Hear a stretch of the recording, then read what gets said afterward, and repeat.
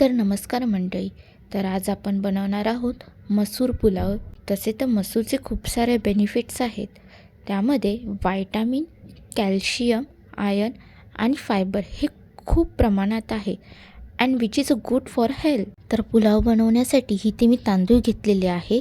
त्यात मी आता 2 तास अगोदर मसूर भिजत ठेवली होती, तर ते घालून आणि त्यांना स्वच्छ धुवून घेत आहे.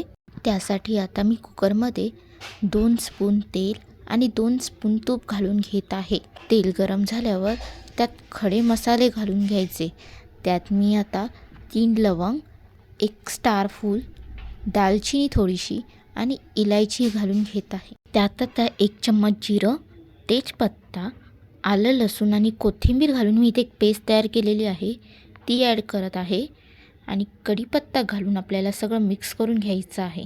त्यात मी आता 7 ते 8 काजू, 2 मिरच्या आणि 3 ते 4 उभी चिरलेले कांदे घालून आपल्याला सगळं आता मिक्स करून घ्यायचं आहे. आणि थोडासा कांदा सॉफ्ट होऊ द्यायचा आहे.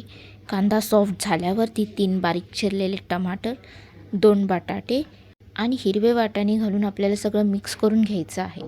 आता त्यामध्ये आपल्याला 1 चम्मच हळद, 1 चम्मच मीठ, 2 चम्मच घाटी मसाला, 1 चम्मच गरम मसाला घालून आपल्याला आता सगळं छान असं मिक्स करून घ्यायचं आहे. त्यात आता मी 2 स्पून दही घालून सगळं मिक्स करून घेणार आहे.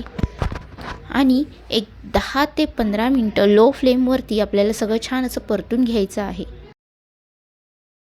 तुम्ही बघू शकता की छान असं तेल सुटलेलं आहे. त्यात आता मी तांदूळ आणि मसूर घालून सगळं मिक्स करून घेणार आहे. त्यात आता इथे आपल्याला पाणी ॲड करून घ्यायचं आहे. तुम्ही तुमच्या राईसच्या क्वांटिटीनुसार इथे पाणी ॲड करू शकता. त्यात आता मी 2 चम्मच मीठ आणि कस्तुरी मेथी घालून सगळं आपल्याला मिक्स करून घ्यायचं आहे. आणि आता आपल्याला कुकरच्या 2 शिट्ट्या काढून घ्यायच्या आहेत. तुम्ही बघू शकता इथे आपला मसूर पुलाव रेडी झालेला आहे. इथे मी आता कढी आणि लोणच्यासोबत पुलाव सर्व केलेला आहे. दिसायला खूपच टेम्पटिंग असं दिसत आहे. So thank you for watching and follow for more recipes.